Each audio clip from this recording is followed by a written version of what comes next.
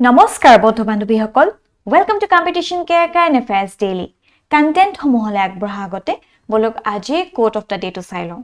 Trust the timing of everything just because it's not happening right now doesn't mean it never will বন্ধু বান্ধৱীসকল আপোনালোকে মন কৰিব আমি প্ৰায় আসলতে আমাৰ মনৰ ভিতৰতে কিছুমান টাইম ফ্ৰেম বান্ধিলো যে ইমান টাইমৰ ভিতৰত I need to be employed মই এটা চাকৰি লাগিব তাৰ পিছত ইমানখিনি ভিতৰত I need to get married right আৰু এনেকৈ মোৰ নিজৰ এটা ঘৰ হ'ব লাগে এটো হ'ব লাগে হেটো হ'ব লাগে within this time frame যদি হে টাইম ফ্ৰেমৰ ভিতৰত নহয় we just think that we are left behind right আমি বহুত পিছ পৰি গৈছো কি হ'ব জীৱনটো শেষ হৈ গৈছে right we are aging so much and we are not able to gain anything in our life we are failure এনেকুৱা কিছুমান মনোভাৱ আহিব পাৰে but the thing is is ইমানখিনি টাইম ফ্ৰেম আমি বানি লৈছো এবোৰ আমি নিজেহে বানি লৈছো right হেকানে you need to trust this thing right এটা ফালগুনি নায়াৰ আপুনি যদি নাম শুনিছে তেওঁ নায়িকা বিল্ড কৰিছে এই এম্পায়াৰটো বিল্ড কৰিছে at the age of 50 you are never too late right just trust this timing কিন্তু একে সময়তে you should also work for it right just এতিয়ালৈকে হোৱা নাই but I trust the timing অলপমান ৰেষ্ট লৈ লওঁচোন পাছত কি জানি হৈ যাব পাৰে এনেকে হলে কিন্তু কিটাও নাহে right your dreams will never get fulfilled you need to work for it you have to invest all your hard work your attention into it then only you will achieve those things right আৰু সময়ত you will definitely get the right fruit at the right time ঠিক আছে okay আৰু এখিনি হৈছে আজি topic সমূহ যিবোৰ আমি ডিসকাস কৰিম আৰু আমাৰ ফাৰ্স্ট টপিকটো লোৱা হৈছে দা আসাম ট্ৰিবিউনৰ পৰা livestock farming hope for the unemployed and this particular editorial is very important from GS paper 3 perspective also at the same time GS paper 5 Assam issues ঠিক আছে so what does this editorial holds for us ইয়াত কোৱা হৈছে আসলতে আমাৰ অসমত এই industrial সেক্টৰটো খুব বেছি পিছ পৰি আছে mostly because আমাৰ অসমত এটা সময়ত খুব বেছি ইনসাৰ্জেন্সি আছিল এটা বান কালচাৰও আছিল হয়নে এই অসম বন্ধ হয় কথাই প্ৰতি অসম বন্ধ হৈ থাকে লগতে খুব বেছি পলিটিক্যাল ইনষ্টেবিলিটি আছিল সো এই ব্লক সব ৰিজনৰ কাৰণে হয়তো এই আমাৰ অসমখন ইমান ইন্ডাষ্ট্ৰিয়েল সেক্টৰত আগবাঢ়িব পৰা নাই ৰাইট কিন্তু আজি current time on আমাৰ অসম গভৰ্নমেন্টে বহুত কিছুমান স্কিমছ আনিছে কিছুমান ইজ অফ ডুইং বিজনেস আনিছে হয়নে লগতে এডভান্টেজেস আসাম আনিছে সো দ্যাট আমি এট্ৰাক্ট কৰিব পাৰো অল দিস ইনভেস্টৰ হেবিলাক পৰৱৰ্তী সময়ত আমি গম পাম কেনেকৈ কোনে ইনভেস্ট কৰে কি হ'ব আদি কৰি ৰাইট কিন্তু ফৰ দ্য টাইমিং আমি গম পাইছো যে আমাৰ অসমত ইমান বেছি ইন্ডাষ্ট্ৰিয়েলি আমি এক্টিভ হ'ব পৰা নাই ইমান আগবাঢ়িব পৰা নাই so what should be done আমি তো ৰৈ থাকিব নোৱাৰো যে ইন্ডাষ্ট্ৰি আহিব কাম কৰিম আদি কৰিম এবিলাক ৰাইট বৰ্তমান সময়ত we need to focus on this agriculture mostly because আমাৰ অসমত অতীতৰ পৰা খুব বেছি দখল আছে ইন এগ্ৰিকালচাৰ হয়নে because আমাৰ অসমত আসতে মাটিটো খুব বেছি ফাৰ্টাইল হয় right he can fertile হয় আমাক বেছি ফাৰ্টিলাইজাৰৰ দৰকাৰ নাই so we can have a better trust in this agriculture আৰু যত আমাৰ ইমান বেছি নিবনুৱা আছে হে নিবনুৱা youth সকলক আমি definitely we can engage them in this agriculture right আৰু ইয়াতে আসলে এটা কনসেনসাস আমি পঠোৱা দৰকাৰ হৈ আছে এই সময়ত কাৰণ আমি ভাবো যে এগ্ৰিকালচাৰ কৰিলে যেন হেতু এটা নিম্নমানৰ কিবা এটা কাম ৰাইট এনেকুৱাত ভাবে যে হি ডিগনিটি এটা নাই যিমান বেছি হোৱাইট কলাৰ জবত আছে বাদি কৰি হে perception to আমি চেঞ্জ কৰিবলৈ বহুত বেছি সময় হৈ আহিছে right it is the high time we need to change this conception right কাৰণ আপুনি লাগিলে ডাঙৰ চাকৰি কৰক যি কৰক লাক্সাৰি আছে আপোনাৰ সব আছে কিন্তু আপোনাৰ পেটৰ ভোকটো হেক কৰিবলৈ যদি হে অন্ন মুঠিয়ে নাই কিবা কামত আহিব জানো না হে right so everything is important yes your white collar job is also important লগতে agriculture is also important right আমাৰ অসমত আসলে হে ফাৰ্মাৰ্স সকল আমি অন্নদাতা বুলি কম but it's very unfortunate যে এনেকুৱা ধৰণৰ অন্নদাতা সকলে কিছুমান আসলে সুইসাইড কৰিবলৈ বাধ্য হৈ গৈছে হয়নে কাৰণ তেওঁলোকৰ হে প্ৰপাৰ শিল্ড এটা তেওঁলোকে পোৱা নাই বাৰু যি কি নহওক ইয়াত কিন্তু হেতুৱে মূল যেটো এসেন্স হয় অফ দিস এডিটোৰিয়েল কোৱা হৈছে যেহেতু আমাৰ অসমখন ইন্ডাষ্ট্ৰিয়েলি ব্যাকওয়াৰ্ড হৈ আছে so we need to focus right now on this agriculture right we can make the best use of this agriculture. So significance of agriculture jodi sao amar jitu national GDP hoy it accounts for 3.5 trillion dollars aru amar eta vision ase to make India a 5 trillion dollar economy, right? Bortoman homoyswat ami gom paisu je amar Bharat it stands at 5th in the world ranking. Thik ase? So this agriculture, it alone contributes 33% to the GDP. That means 1/3 of the GDP comes from this agriculture itself. So this shows how significant agriculture is, right? Due to strong agriculture foothold, the Indian economy has been able to withstand the various economic turbulence that hit the global economy. Hone? Ita dekha paiso jitia pandemic hit koise gute biswakhon gute world khon titia gom palo je attaitke besi jitu threat hoy for the human survival it's the secure food security. Apona jodi he khaitto hamogri na thake you might be the most developed country in the world but if you don't have food what will you do, right? So tate eta reality check dile aru tate asote e khaiddo adi kori bostu blakor upor gurutto to aru besi bahi goise. The robust agriculture output has given sustenance to the population of the country even during the COVID-19 pandemic when all forms of economic activity came to a complete standstill. It was agriculture activity which could give succor to the population, right? Even in the Ukraine-Russian war, ami dekhi asu je khaidyo natoni kenoka eta dangor inflation loi anise, hoine? So more or less ami sobor pa gom paisu je the significance of the agriculture. All right? So amar Bharator asode agriculture ki contribute koise. So livestock and fishery sector joti sao are strong components of the agriculture. The livestock sector alone contributes 33 to 35% to the gross national agriculture GDP. Thik ase? Livestock population in India stood at 535.78 million in 2019 which was up from 512.06 million in 2012, right? Eta increasing trend eta dekha paisu. Into the livestock population of Assam, according to the 2019 census, stand at 18.092 million, which accounts for a measly of 3.36%. Right? Iman kom asolte. So where does Assam stands in agriculture sector? Aji amar Ohomor sthiti kot hoi ase. Right? So except for the cattle and pig, all the other species of domesticated animal population showed a receding trend in the 2019 as compared to 2012. Thik ase? Cattle aru pig ok bad di baki khini jiman khini domesticated animal population dekha pa goise Ohomor hetu okman komi ahise as compared to the 2012. Jitu sheep and goat population jitu agote 0.332 and 4.315 million respectively asle in 2019 as compared to 0.511 and 6.169 million respectively in 2012. Dekise ne agote iman khini asile value to eta komi ahi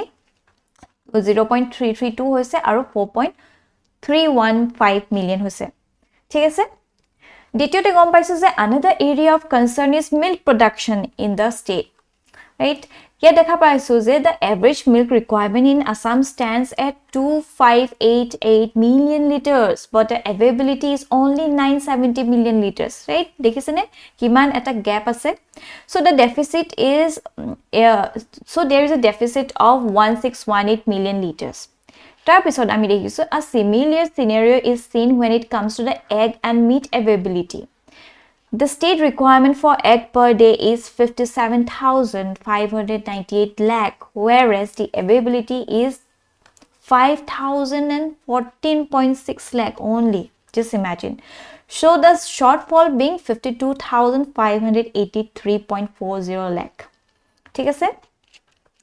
Taking into account the above facts, it is amply clear that there is a huge gap between the actual availability and the need for the animal products in the state. Hey gap to asa puron koibo paribo all this unemployed youth, right? So by engaging in the agriculture sector. Or yet this shortage may be translated into opportunities for development of the farming community of the state, right? Ekhini amar asole eta opportunity hisabe ahise.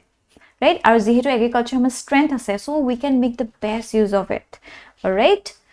So, a author jone khub bhal kisman paramorkho dise, right? The author of this editorial, Professor Pritam Mohan, suggested a comprehensive action plan for the development of the livestock sector in the state. Yet, koise establishment of the seed farm. Ataitke besi important hoise he breed to, right? Bhal quality jodi breed hoy, বেছি ভাল যদি healthy হৈ থাকে তেতিয়া তেওঁলোকে ভালকে লাভ পাব so এনেকুৱা এটা কিছুমান seed village নিচে আনিব পৰা যায় right the greatest impediment to the livestock farming in Assam is unavailability of quality seed হে ভাল breeds বিলাক পোৱা না যায় so steps must be taken to establish quality seed farms in following commodities cattle hog goat buffalo pig poultry strengthening the semen production and artificial insemination facilities are another area to be revamped ঠিক আছে দ্বিতীয়তে কোৱা হৈছে establishment of 4 large layer farms right যত eggs বিলাক পোৱা যাব আমি গম পাইছো কিমান বেছি আসলে নাটনি আছে so to increase availability of eggs as per recommendation of the ICMR steps must be taken to establish 4 large layer farms in 6 agroclimatic zones of the state in the private partnership public partnership দেখিছেনে PPP mode আনিয়া কথা আহিছে যত সৰকাৰে যদি ইমান তেওঁলোকৰ help to provide কৰিব নোৱাৰে তাত PPP কথা আমি definitely mention কৰিব পাৰো right গুটে scenario to change হৈ যায় so this needs to be addressed তাৰ পিছত কৈছে establishment of market linkage at national and international level this is very important for this purpose use of social media like WhatsApp YouTube artificial intelligence should be encouraged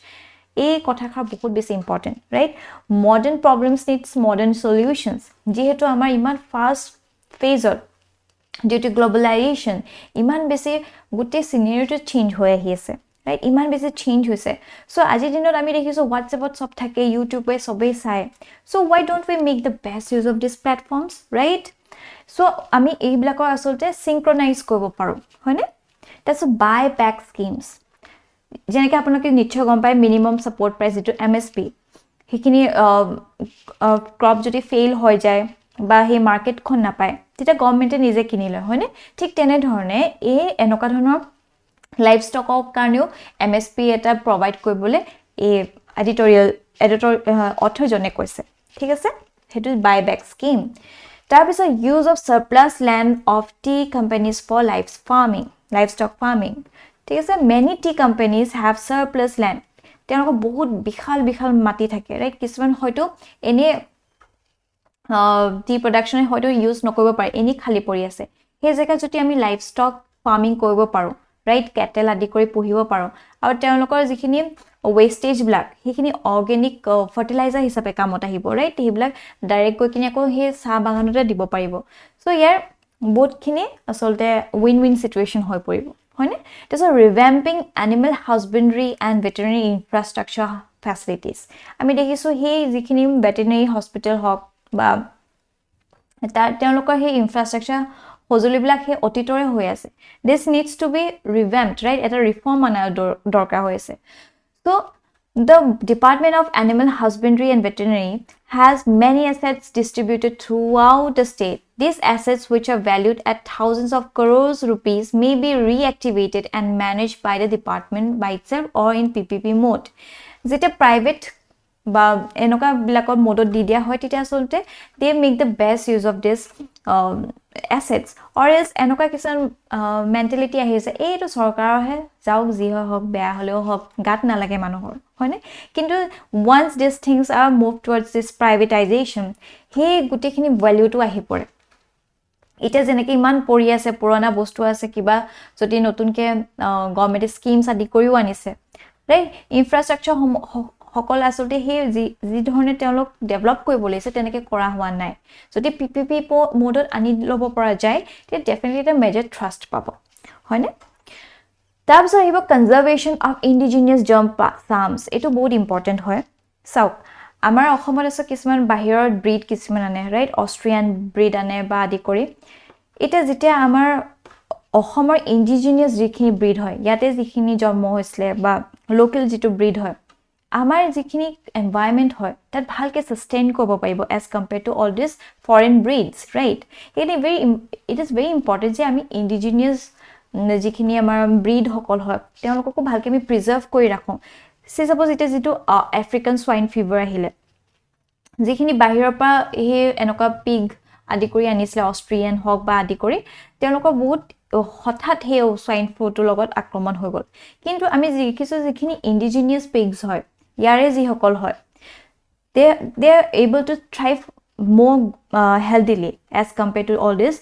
the outside breeds in Assam right so ইয়াত কোৱা হৈছে যে আমি conserve কৰা উচিত যে indigenous breed সকলকো ভালকে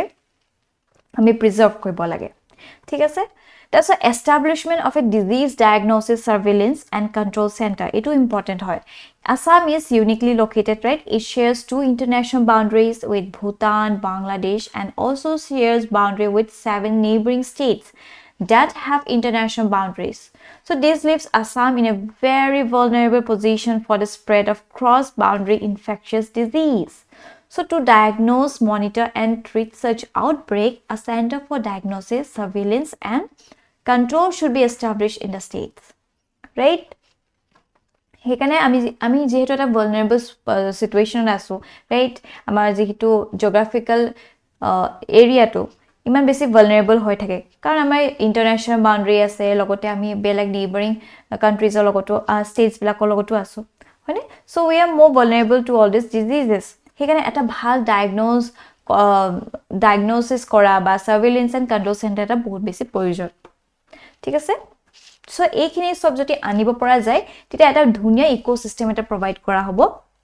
আৰু তাতে আমাৰ আনএমপ্লয়েড ইউথ সকলে definitely they can thrive better right and based on this topic a particular means answer writing practice question has been brought up kindly question to attempt কৰিব moving forward our next topic is taken from the PIB maternal mortality ratio and this topic is important from GS paper 2 perspective also at the same time GS paper 3 current context hoise a special bulletin has been released by the Office of Registrar General of India regarding maternal mortality rate right ratio yet ki kwa hoise so according to it the maternal mortality ratio to MMR amiko has declined from 130 per lakh live births in 2014-16 to 97 per lakh live births in 2018-20 right eta major decline ami dekha pa goso which is very good হয়নে কিন্তু ইয়াত এটা কথা যে Assam has the highest maternal mortality ratio আটাইতকৈ বেছি MMR আমাৰ অসমতে আছে of 195 দেখিছেনে কিমান বেছি হয় followed by Madhya Pradesh with MMR of 173 per lakh live birth and Uttar Pradesh 167 আমাৰ আসামৰ আটাইতকৈ বেছি আছে right আৰু আটাইতকৈ ভাল পাৰফৰ্ম কৰি আছে Kerala which has the lowest of 19 per lakh live births ঠিক আছে so target 3.1 of the sustainable development goals set by the United Nations aims at reducing the global maternal mortality ratio to less than 70 per 1000 live births per lakh live births hetu hoise target all right so what is maternal mortality ratio so it is defined as the number of maternal deaths during the time given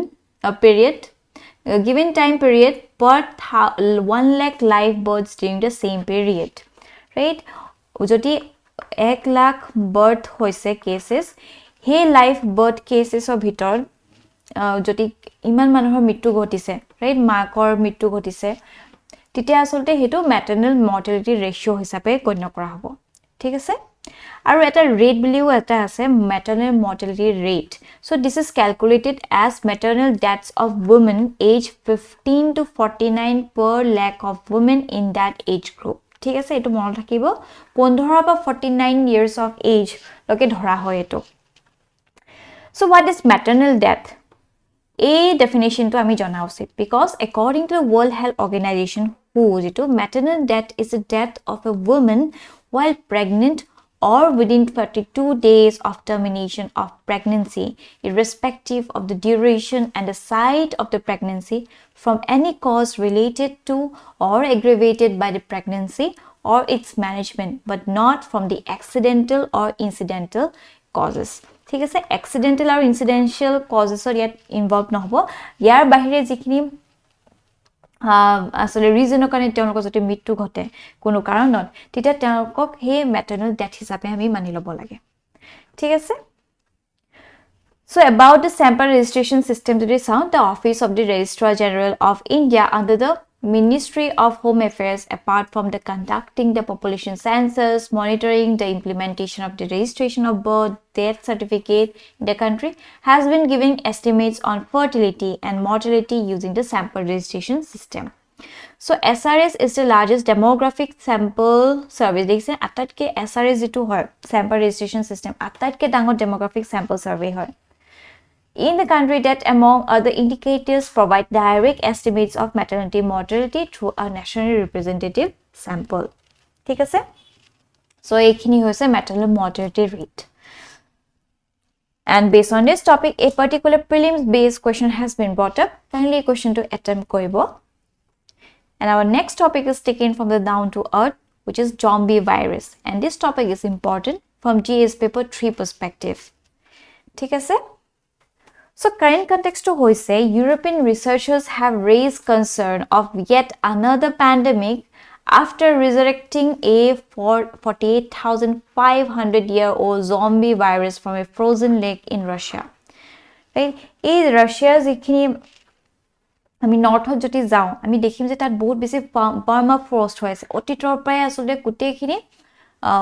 বৰফেৰে ঢাকি আছে মানে একদম ফ্ৰোজ হৈ থাকে so তাৰ গভীৰতাত আসলতে এই কিছুমান জম্বি ভাইৰাছ এতিয়া ৰিসাৰ্চাৰ্ছ সকলে উলিয়াইছে ৰাইট which was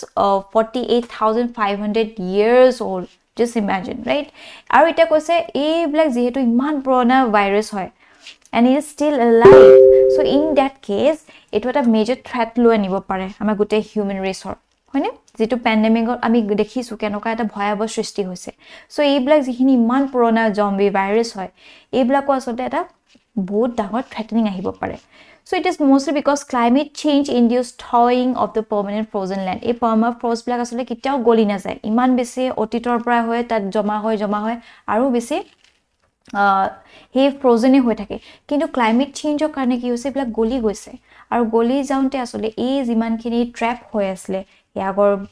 ভাইৰাছ সকল হক বা মিথেন গ্যাস হক আদি কৰি কাৰ্বন ডাই অক্সাইড এই ব্ল্যাক সব এটা ভালনাৰেবল পজিশনত আছে right in the arctic could pose a new public health threat দেখিছেনে So what is this zombie virus? Zombie virus is a term given to a virus that is frozen in the ice and therefore dormant. Right? It was frozen in the ice. Aru ami janu jeta gorom hoy tite asode ei virus hokol aru besi breed koribole hohay kore. Right? It is jehetu goli goise kene major threatening kori anise. So the virus emerged due to the thawing of the permafrost as the global temperature is rising. Right, ami to gom paiso it is a group of virus which have been dormant for thousands of years it is dubbed Pandoravirus yedoma after the mythological character Pandora which was 48,500 years old has been potential to infect other organisms right it was discovered below the bottom of a lake in UPSC in Yakutia Russia eto monot thobo hudibo pare kitiba je zombie virus to kontu lake koba poa goise then we can say that it is a bottom of a lake in UPSC in Yakutia in Russia ঠিক আছে all right so what are the causes of this virus 1/4 of the northern hemisphere is underlain by permanently frozen ground right iman besi thanda hoy aru notun ke jiman khini borof to ase ya upor jodi ako snow poi thake ako eblak joma hoy eblak permanently frozen hoy thake right so this is referred to as permafrost but due to climate warming irreversible thawing permafrost is releasing organic matter frozen for up to 10 million years most of which decomposes into the carbon dioxide and methane further enhancing the greenhouse effect so sayu phalopa ekhini threatening hoye poise hoine part of this organic matter also consists of revived cellular microbes due to prokaryotes unicellular eukaryotes as well as viruses that remain dormant since prehistoric times it's a prehistoric times or pa telok ostitto ase so what will be the potential threat of it? So all of the zombie viruses have the potential to be infectious and hence pose a health danger. It is believed that pandemics like COVID-19 will become more common in the future as melting permafrost releases long dormant viruses. ঠিক আছে নে আৰু কিমান বেছি আসলতে ভয়াবহ সৃষ্টি হ'ব পাৰে. So this was all about this zombie virus. All right. And our last topic is taken from the Indian Express, white paper protest. And this particular topic is important from GS paper 2 perspective. All right. So why this particular topic is in the news? So basically, আমি দেখা পাইছো যে বেইজিঙত যেটো চাইনাত বহুত বেছি protest চলি আছে কোভিডৰ কাৰণে তেওঁ বহুত বেছি মানুহৰ মৃত্যু ঘটি আছে একো তেওঁলোকৰ ভাল এসপি নাই হয়নে আৰু প্লাস তেওঁলোকৰটো অথৰিটেৰিয়ান ৰিজিম আছে. So students at the universities in cities including Nanjing and Beijing are holding up blank sheets of the paper in silent protest, a tactic used in the country to evade censorship or arrest. Right? Aru enokwa dhonar protest hok ba revolution hok enokwa dhonar UPSC ba APSC prelims at ahibo pare. He keto apnaloke jodi agor paper blako saise mains to ahise, right? Revolutions adi kori kotha huda goise. So ei blak important hoy pore. ঠিক আছে. White is a common funeral color in China and demonstrators are also using it to mourn those lost in the protest according to a New York Times report. ঠিক আছে. So key highlights সমূহ যদি চাও, the movement which is no longer limited to China alone is widely being dubbed the white paper revolution. It is just China te etu ৰৈ থকা নাই ইয়াতকেও বেছি expand হৈ গৈ আছে. সো ইয়াপা আমি গম পাইছো যে এই প্ৰটেষ্টটো আৰু বেছি acceptance পাই গৈ আছে, right? More and more people are indulging into it.